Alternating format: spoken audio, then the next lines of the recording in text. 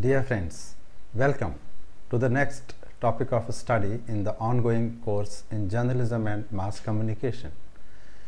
This unit deals with the crucial issues of media ethics and law. In the previous discussion on this subject, we had talked about the broader themes of ethics in the media, the situations when questions related to media ethics generally rise and agitate the people's minds, and the role of various organs of society, namely the government, the corporate sector, and the media organizations themselves in upholding ethics. Now, we shall discuss the mechanisms available for providing relief and redress to those who have been aggrieved by the media. The first such institution that we shall take up is the Press Council of India. The press councils are the offshoots of the 20th century press. The councils were set up in Britain in 1953 on a voluntary basis and in India in 1966 by a statute with a view to checking press abuses. In Britain, the Press Council was replaced by the Press Complaints Commission, or the PCC, on 1st January 1991, and since then the PCC has been doing the job of self-regulating the press in the UK. In India, the Press Council of India was abolished in 1975 after the promulgation of internal emergency, but it was set up again in 1978 through another statute. However, in the global scenario, the first Press Council was established in Sweden in 1916 and the first Press Ombudsman was appointed in the USA. There might be some difference in the philosophy of the governments and in the general climate and traditions of freedom in these countries, but nevertheless their experience has value for the students of ethics in the media today. It also must be noted that from within the community of journalists there has been opposition to the idea of the press councils, but most believe that since journalism is a social activity and not a private activity, therefore a structured working of journalists and the media as such is imperative, and that demands some monitoring as well. Journalists at times are careless about the impact on the public of what they are writing. Sometimes they publish incorrect stories, twist facts and give only one side of the story, ignoring the other, and if this situation persists, newspapers will slowly but surely lose public sympathy, support, and without that sympathy and support, no constitution, no law, or no court can serve the purpose or serve the cause of press freedom. That is why a mechanism of self-regulation of the press is considered to be the most suitable. So, the Press Council of India. During the British rule in India, press freedom was one of the cherished goals of the freedom fighters in India. And after independence, when the Constitution of India was being written, the country was being partitioned and there was large-scale communal violence in the country as well as in the newly created country in the neighborhood. Thousands of refugees were coming into India from Pakistan, and in 1948 there was a war with Pakistan over Kashmir in Kashmir. Due to the shadow of tremendous political upheavals, the framers of the Indian Constitution did not pay sufficient attention to the issue of press freedom. They wanted to introduce the apparatus of controls wielded by the British into the constitutional structure of India. The Indian Constitution guarantees the fundamental right of freedom of speech and expression to every citizen of India as per Article 19(1)(a) of the Constitution, subject to certain reasonable restrictions specified in the Article 19(2). The High Courts and the Supreme Court are empowered to interpret these articles and declare the law whenever a case comes to them. There is no specific right of the freedom of the press, and the freedom of expression includes such a freedom. The Supreme Court, incidentally, does not see the right of the press going beyond the rights of the ordinary citizen. Just after the enforcement of the Constitution on January 26, 1950, the government felt the need to put more restrictions on the press than were enumerated in Articles 19(1) and 2, because the Supreme Court and the High Courts had overruled the executive in a number of cases where newspapers had been penalized for publishing certain matters which offended the government. The court's view was that the Constitution of India had, in Article 19(2), expressly defined the limitations which might be imposed on freedom of expression.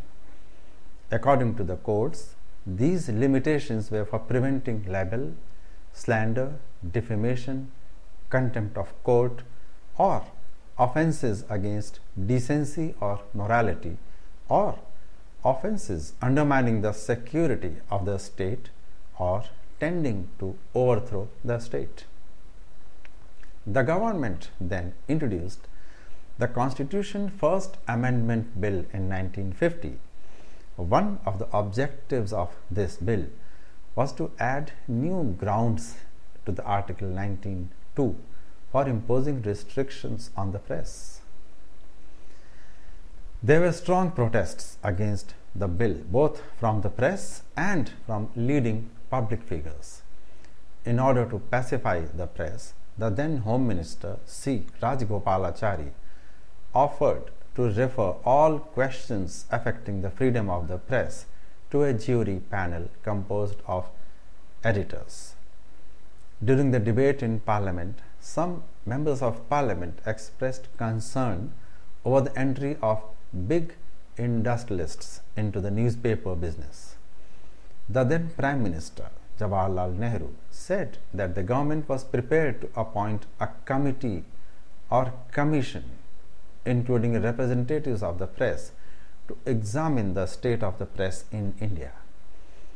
On 1st June 1951, Nehru indicated that an inquiry covering larger issues of the press, such as had been carried out in the UK by the Royal Commission, might be productive for the development of the press in India as well.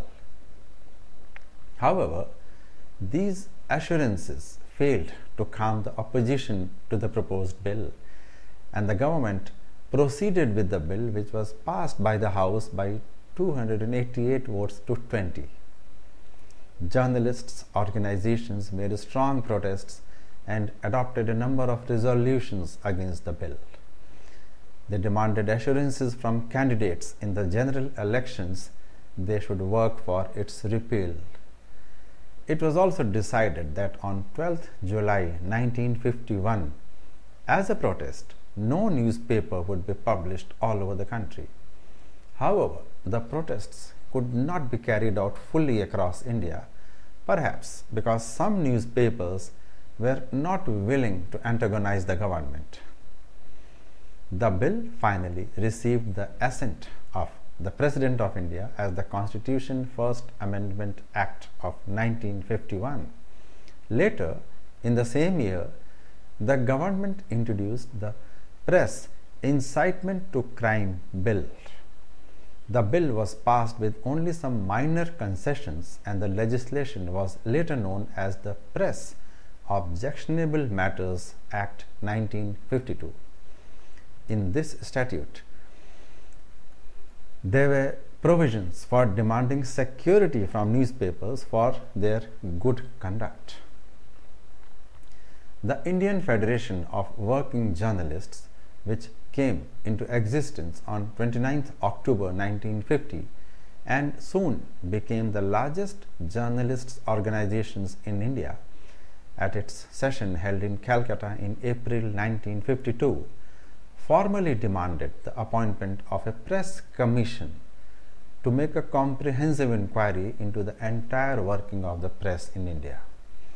The demand was considered by the government, and in May the same year, the President of India, while delivering his address to the Parliament, announced that the government hoped to appoint in the near future a commission to consider various matters connected with the press. In subsequent months, there were constant charges against the industrialist, capitalist-owned newspapers regarding misuse of their columns for the promotion of their personal commercial interests.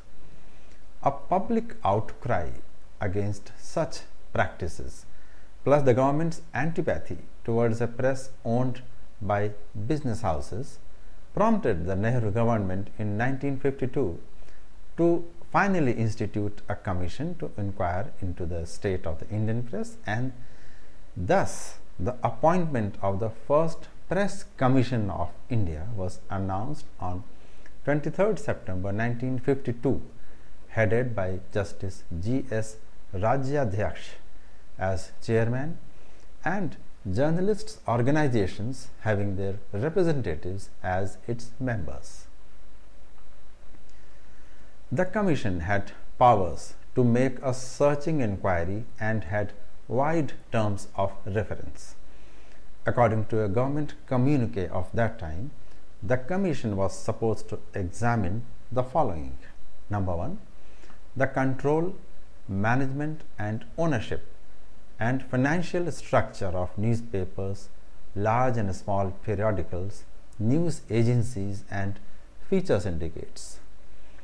Number 2, the working of monopolies and chains of business and their effect on the presentation of accurate news and fair views. Number 3, the effect of holding companies, the distribution of advertisements and such other forms of external influence as may have a bearing on the development of healthy journalism. Next, the method of recruitment, training, scales of remuneration, benefits and other conditions of employment of working journalists, settlement of disputes affecting them, and factors which influence the establishment and maintenance of high professional standards. Next, the adequacy of newsprint supplies and their distribution among all classes of newspapers, and the possibilities of promoting indigenous manufacture of newsprint and printing and composing machinery as well. Next, mechanisms for ensuring high standards of journalism and liaison between the government and the press, and lastly, the issue of freedom of the press and the repeal or amendment of laws not in consonance with the theme of freedom of the press. The Press Commission was asked to make recommendations on all these matters and to submit its report by 1st March 1953, that was only 5 months since its constitution, to complete its work. However, the Commission secured an extension of time until the end of July 1954. The main recommendation of the first Press Commission was that a statutory Press Council of India should be established in the country.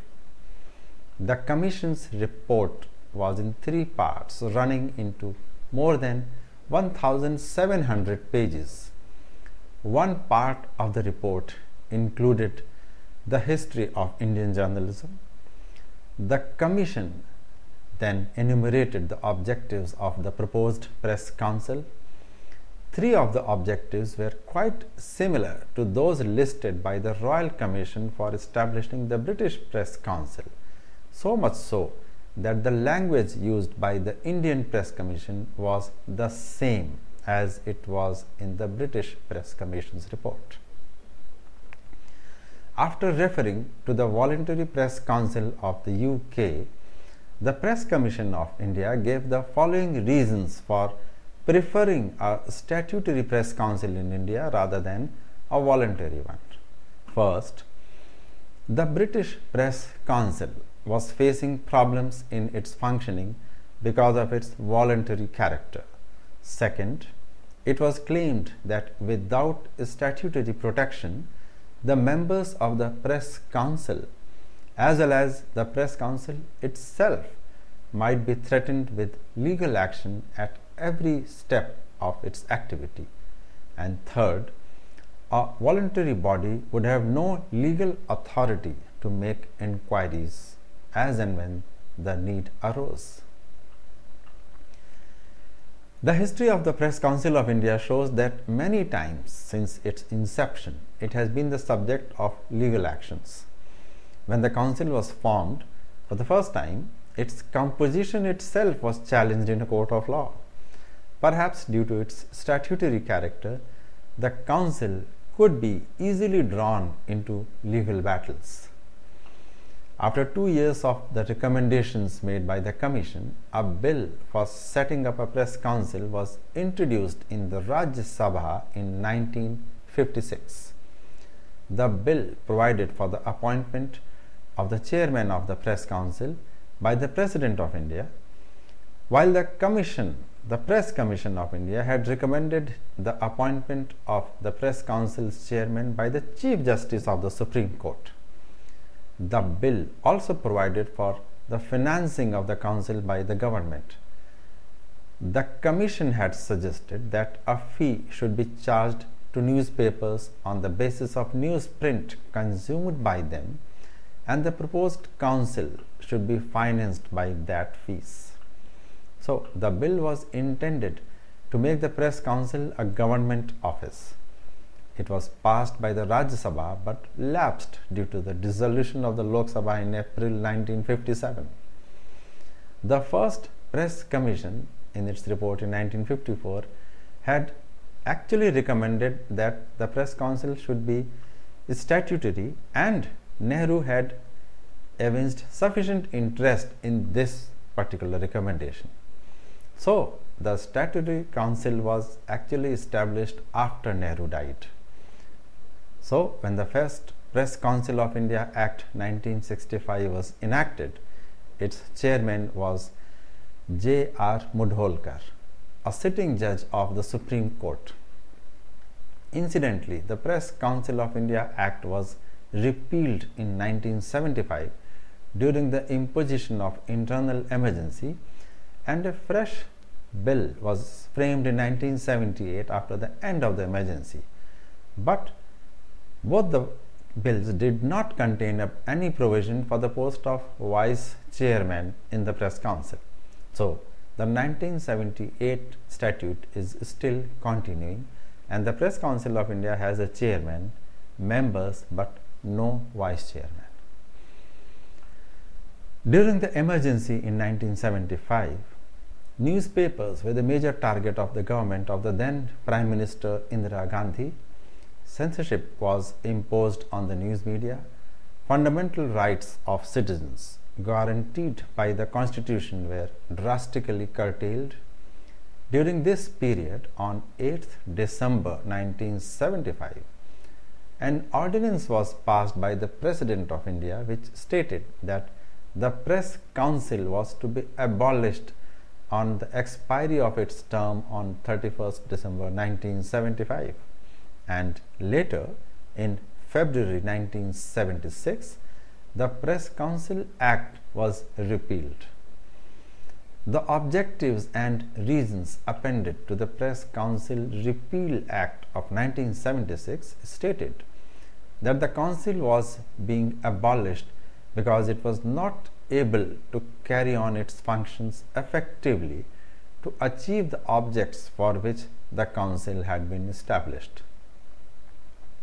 Had the Press Council not been a statutory body and not funded by the government, it would not have abandoned its role so easily in the emergency days, at a time when it was needed actually to preserve press freedom.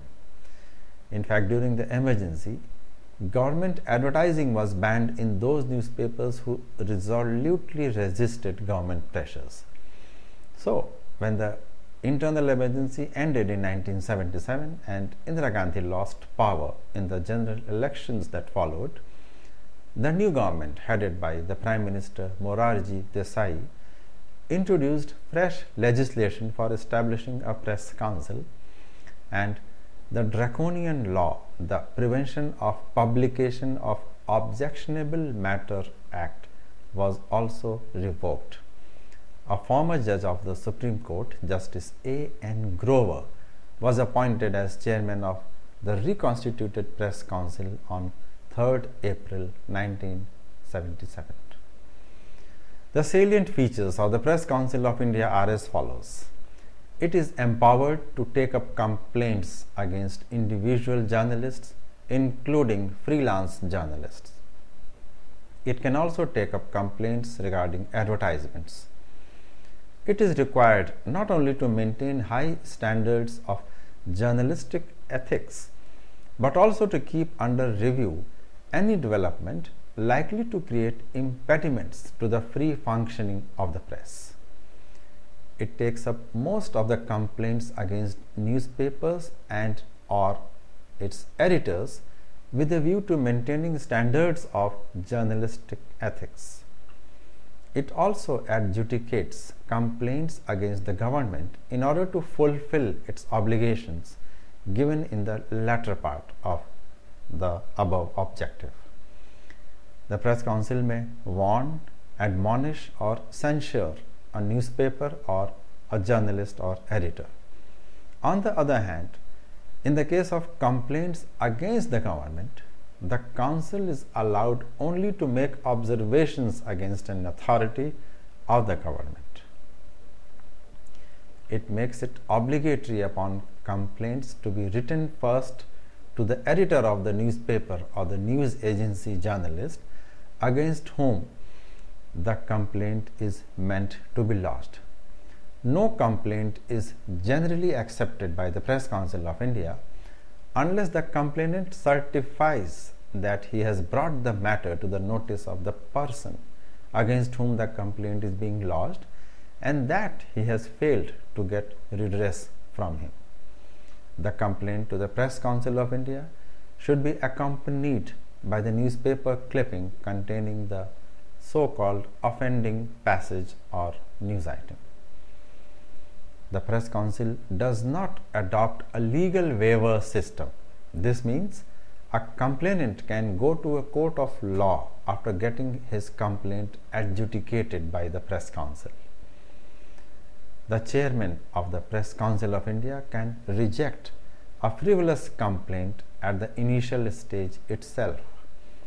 If a complaint is not filed in the prescribed manner, the chairman might return the complaint, giving the complainant another opportunity to file it within the specified period after complying with the requirements of its regulations. If an editor does not file his preliminary comments on the complaint against his paper, the Press Council can proceed without waiting for such comments.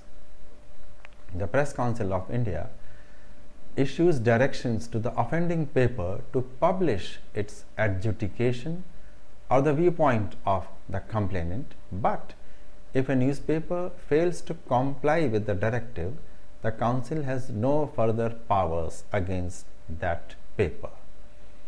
The Council has no monitoring system for ensuring that its directions to erring newspapers are duly implemented by them within a reasonable time.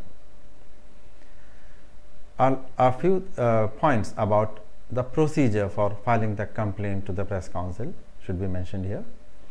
While the Press Council of India accepts complaints by email, they need to be followed up by signed complaints as well. The complaints entertained by the Press Council are of two general natures. Number one, complaints against the press, and number two, complaints regarding oppression of press freedom. The first category is complaints against the press.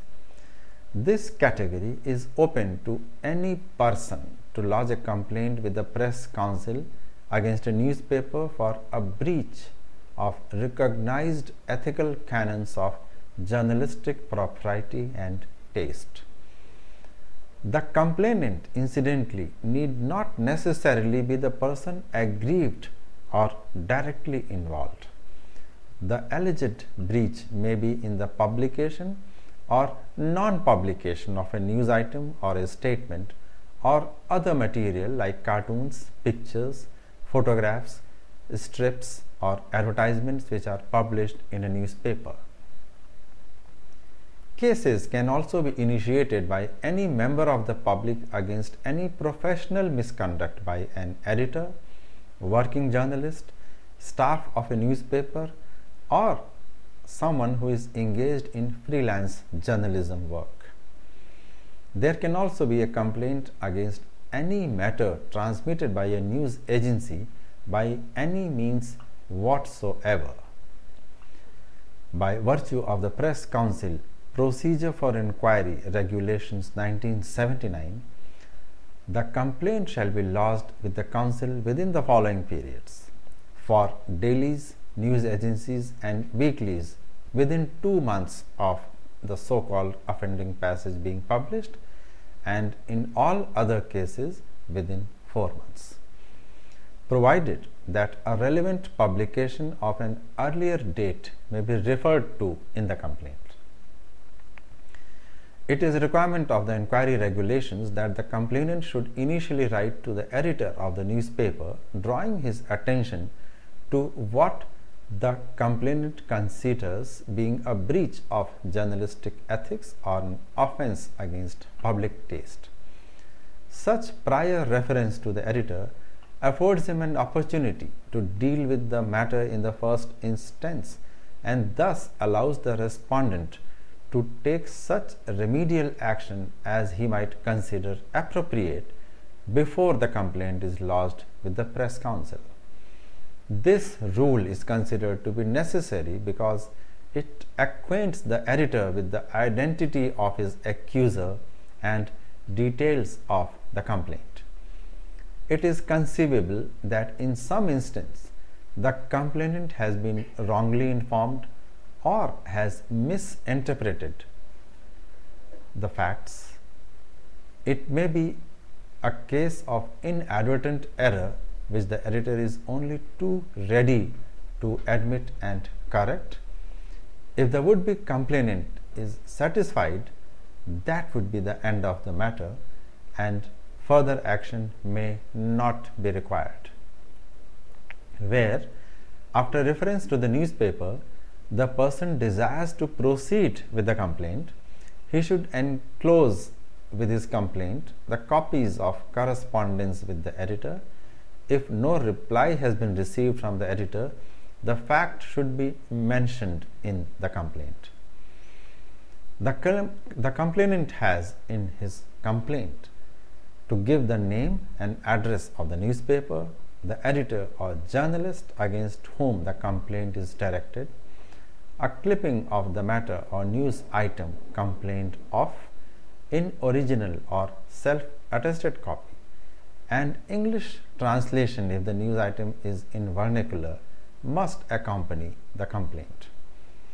The complainant has to state in what manner the passage or the news items or the material complained of is considered to be objectionable. He should also supply any other relevant particulars that may be considered necessary to support his complaint. In the case of a complaint against non-publication of material, The complainant will, of course, say how that constitutes a breach of journalistic ethics. The counsel, incidentally, cannot deal with any matter which is sub judice in the law court. The complainant has to declare that, to the best of his knowledge and belief, he has placed all the relevant facts before the counsel, and that no proceedings are pending in any court of law in respect of any matter alleged in the complaint. A declaration that he shall notify the counsel forthwith if during the pendency of the inquiry before the counsel any matter alleged in the complaint becomes the subject matter of any proceedings in a court of law is also made necessary. The second category is of complaints regarding oppression of press freedom. A newspaper, a journalist, or any other institution or individual can complain against the central government or the state governments or any organization or any person for interfering with the free functioning of the press or encroachment on the freedom of the press. Such complaints should contain full particulars of the alleged infringement, whereupon the press counsel shall follow the procedure of inquiry set out above, as the case may be. The opinion expressed by the counsel serves two useful purposes. Number one, that any abuse of press freedom does not pass without anybody noticing it or raising a finger of protest, and two, that the press should not in its own interest indulge in scurrilous or other objectionable writings such as have been considered below the level of recognized standards of journalistic ethics by a fair-minded jury like the council constituted of the press itself, for it would lead to the very loss of the much prized freedom of the press. It is a requirement of the inquiry regulations that the complainant should draw the attention of the respondents or the authorities towards the grievances, say how the action or inaction of the respondent authorities amounts to curtailment of the freedom of the press, mention the possible reason for the action or inaction of the respondents or authorities duly supported by a documentary evidence, and furnish a copy of the letter written to the respondents or authorities. In case the action of the respondents or authorities is a reprisal measure for writings in the newspaper critical of the respondents, the cuttings of such reports must be furnished in original or as self-attested copies, and naturally with an English translation if the original is in vernacular. So, this is in brief everything that those wishing to enter the profession must know about the press council, how it was constituted, how it functions, what kind of complaints it can look into, and what kind of action or suggestions it can make. Now we move to the other important aspect related to the freedom and ethics of the media, that is, the laws concerning the press. In societies which followed communism and totalitarianism, like the former USSR and China, there were limitations of what the media could say about the government. Almost everything that was said against the state was censored for the fear of any possible revolution among the public. On the other hand, in countries with liberal democracy like the USA, almost everything was and is allowed in the media to be written or spoken out.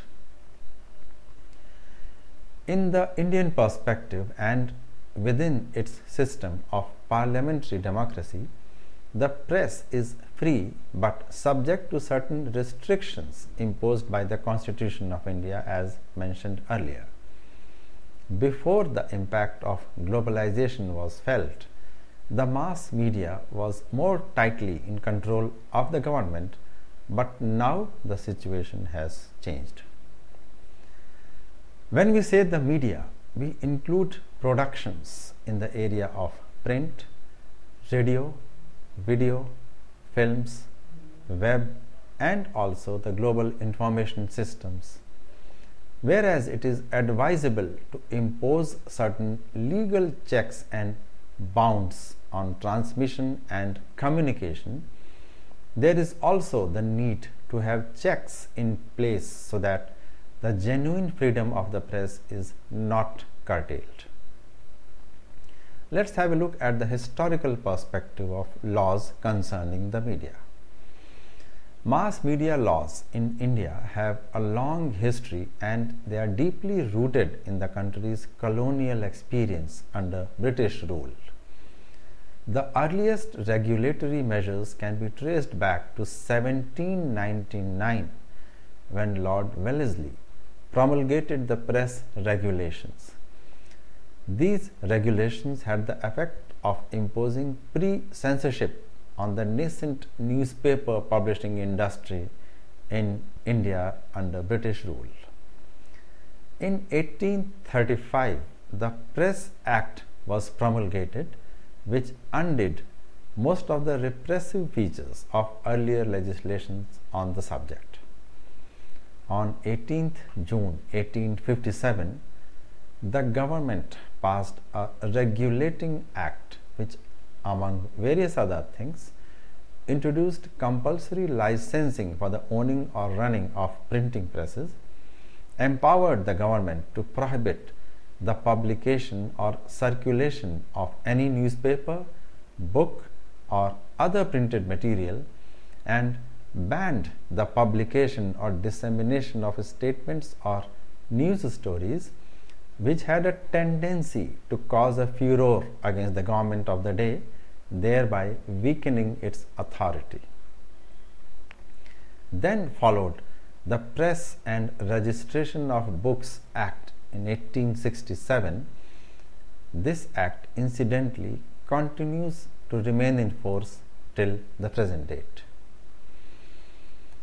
Governor General Lord Lytton promulgated the Vernacular Press Act of 1878, allowing the government of the day to clamp down on the publication of writings deemed seditious and to impose punitive sanctions on printers and publishers who failed to fall in line. In 1908, Lord Minto promulgated the Newspapers Incitement to Offences Act 1908, which authorized local authorities to take action against the editor of any newspaper that published matter deemed to constitute an incitement to rebellion. We can see here that all the laws promulgated during the British rule in India by the British government were intended to curb the voice against the British rule and the voice which was generally coming from those who were votaries of independence of India. When the Constitution of India was brought into force in January 1950, the freedom of the press as a theme was actually incorporated in the statute to empower the press to disseminate knowledge to the masses, and the Constituent Assembly therefore decided to safeguard this freedom of the press as a fundamental right. Although the Indian Constitution does not expressly mention the liberty of the press, it is evident that the liberty of the press is included in the freedom of the speech and expression under Article 19(1)(a). It is, however, pertinent to mention that such freedom is not absolute but is qualified by certain clearly defined limitations under Article 19(2) in the interests of the public, as has been mentioned earlier. It is necessary to mention here that this freedom under Article 19(1)(a) is not only confined to newspapers and periodicals, but also includes publications like pamphlets, leaflets, handbills, circulars, and every sort of publication which affords a vehicle of information and dissemination of opinion among the masses. Thus, although the freedom of the press is guaranteed as a fundamental right, it is necessary for us to deal with the various laws governing the different areas of the media so as to appreciate the vast expanse of media laws in the country, the various acts which have to be taken into consideration when dealing with the regulations imposed upon the print media deal with not only the newspaper content but the working of the media organizations and other things related to the people working in the industry, as well as the methods enforced and applied by the media industry itself. So, the laws are as mentioned here. The Press and the Registration of Books Act 1867.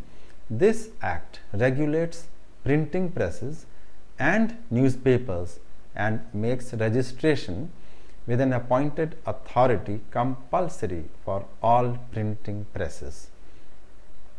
The other act is the Press Objectionable Matters Act 1951.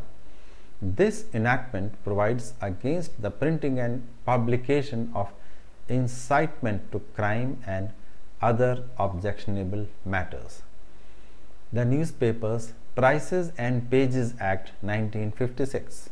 This statute empowers the central government to regulate the price of newspapers in relation to the number of pages and size, and also to regulate the allocation of space to be allowed for advertising matter. When dealing with this law, it will be worthwhile to mention about a particular case of Sakal Papers Limited versus the Union of India. In this case, the daily newspapers Price and Control Order 1960, which fixed a minimum price and number of pages which a newspaper is entitled to publish, was challenged as unconstitutional. The state justified the law as a reasonable restriction on a business activity of a citizen, but the Supreme Court struck down the order, rejecting the state's argument. The court opined that the right of freedom of speech and expression could not be taken away with the object of placing restrictions on the business activity of the citizens. Freedom of the speech, the apex court ruled, could be restricted only on the grounds mentioned in the clause 2 of Article 19. Then there is the Defence of India Act 1962. This act came into force during the emergency proclaimed in 1962, followed by the external aggression. This act aimed at restricting the freedom of the press to a large extent, keeping in mind the unrest prevailing in India in lieu of the war against China. The act empowered the central government to issue rules with regard to prohibition of publication or communication considered prejudicial to the civil defense or military operations, prevention of prejudicial reports, and prohibition of printing or publishing any matter in any newspapers that was considered dangerous to the defense of India. Another act is the Delivery of Books and Newspapers Public Libraries Act 1954. According to this act, the publishers of books and newspapers are required to deliver free of cost a copy of every published book to the National Library at Calcutta and one copy each to the 3 other public libraries specified by the central government. Then there is the Working Journalists and Other Newspaper Employees Conditions of Service and Miscellaneous Provisions Act 1955. This act lays down the minimum standards of service conditions for newspaper employees and journalists. This act has been instrumental in laying down some structural conditions for employees of newspapers in later years. The Civil Defense Act 1968. This act allows the government to make rules for the prohibition of printing and publication of any book, newspaper, or other document prejudicial to civil defense. Although the Constitution on one hand confers the fundamental right of freedom of the press, the Article 105(2) provides certain restrictions on the publications of the proceedings of Parliament. In the famous Searchlight case, the Supreme Court held that the publication by a newspaper of certain parts of the speech of members in the House which were ordered to be expunged by the Speaker constituted a breach of privilege. Among the other laws, 2 are very important as far as the working of the press is concerned.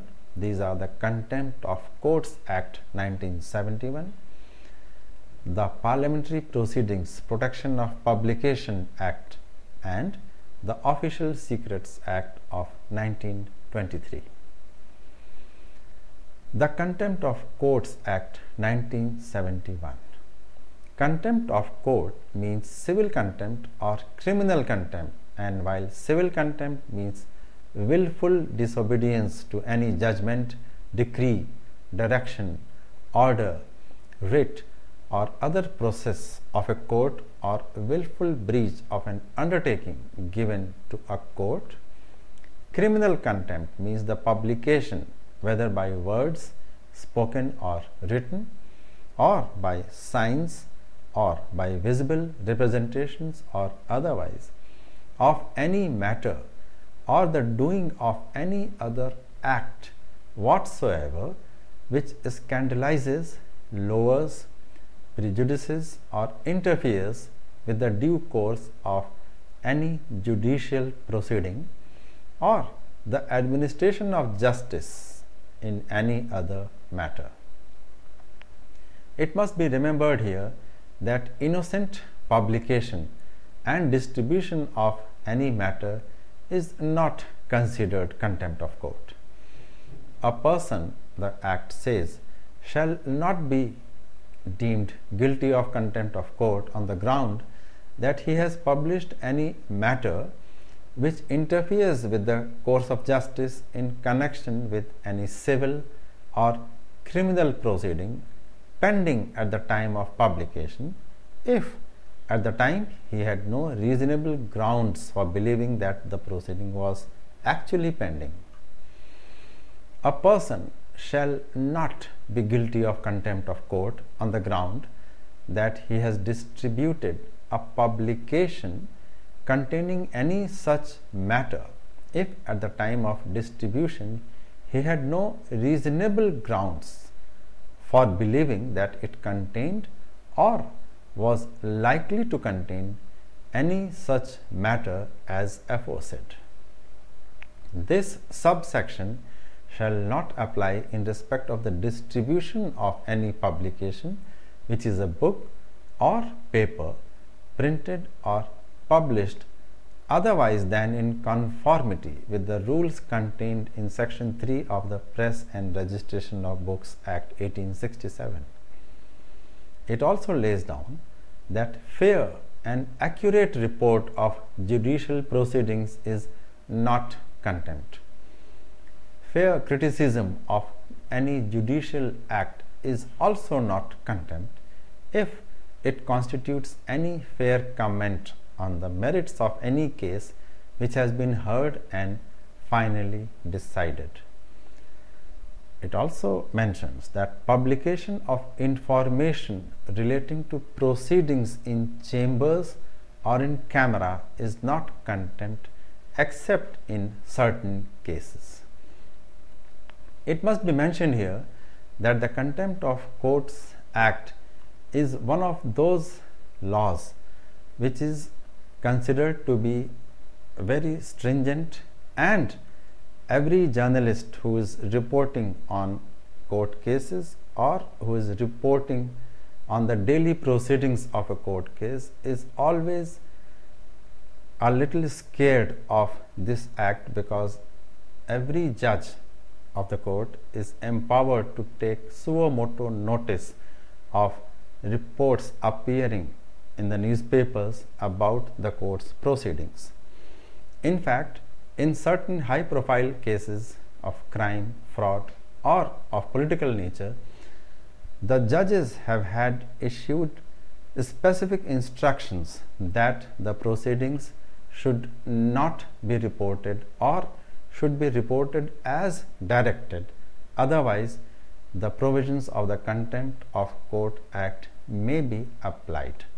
So, in most newspapers and TV news channels, there are lawyers who are appointed to actually oversee and approve the proceedings of the court cases.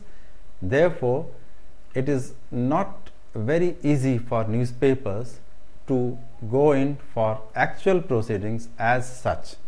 The actual proceedings of the court cases are first showed to a lawyer or to a law reporter who may pick up what sentences can be freely reproduced or reported and what portions of the court proceedings need to be held back. Then there is the Parliamentary Proceedings Protection of Publication Act 1977. In order to strengthen the basis of democratic government, which is the Parliament and an opinion of the people, it is of paramount importance that the proceedings in Parliament shall be communicated to the public. For this purpose, newspapers and other mass publicity media should be afforded the privilege of publishing substantially true reports of proceedings in Parliament without being exposed to any civil or criminal action. Under this Act, no person shall be liable to any proceedings, civil or criminal, in any court in respect of the publication in newspaper of a substantially true report of any proceedings of either House of Parliament, unless the publication is proved to have been made with malice or malicious intent. The Act is supposed to apply in relation to reports or matters broadcast by means of a wireless telegraphy as part of any program or service provided by means of a broadcasting station situated within the territories to which this Act extends, as it applies in relation to reports or matters published in a newspaper. It must be noted here that the provisions of the Parliamentary Proceedings Act also apply in coverage of the assembly proceedings in all states. Here also, the journalists or reporters covering the assembly or parliament proceedings are supposed to be very cautious about what part of the proceedings in the House is to be reported and what part is to be omitted. Here also, the Speaker of the House, whether it is the Lok Sabha or the Vidhan Sabha in the states, can take notice of whatever appears the next day and haul up the publication or the journalist for having committed a contempt if the publication of that particular report is considered to be contemptuous. In most cases, therefore, the proceedings of the Parliament, the Houses of Parliament and the Assembly are cleared by a panel of senior editors, including experts on parliamentary proceedings, so that the provisions of Contempt of Parliamentary Proceedings Act are not applied on newspapers. Then we come to the Official Secrets Act 1923. This act, enacted on April 2, 1923, is a fairly wide and comprehensive piece of legislation which, if enforced as per letter and spirit, could make every publishing activity guilty of some offense or the other. It covers a wide range of activities as being detrimental to the safety and security of India. These include being in the vicinity of government offices or security camps, being found in possession of documents or items, impersonation and harboring a spy besides others. The items which are covered include any communication, photograph, sketch, plan, model, article, note, document, piece of information, substance, effect or description, their possession or copying, munitions of war including the whole or any part of any ship, submarine, aircraft, tank or similar engine, arms and ammunition, torpedo or mine intended or adapted for use in the war, and any other article, material or device, whether actual or proposed, intended for such use.